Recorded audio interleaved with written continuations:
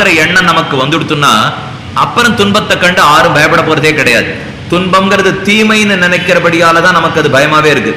அந்த துன்பம் நம்ம நல்வழிப்படுத்துறதுக்காக எம்பெருமான் கொடுக்கிறான்ங்கிற நம்பிக்கை வந்துடுத்துன்னா அப்புறம் யாரும் துன்பத்தை துன்பமா நினைக்கவே மாட்டான். அதைத்தான் குலசேகர ஆழ்வார் திருவத்துவ கோட்டு பாசுரத்தில் சாதித்தார். மருத்துவன் பால் மாளாத காதல் நோயாளன் போல்.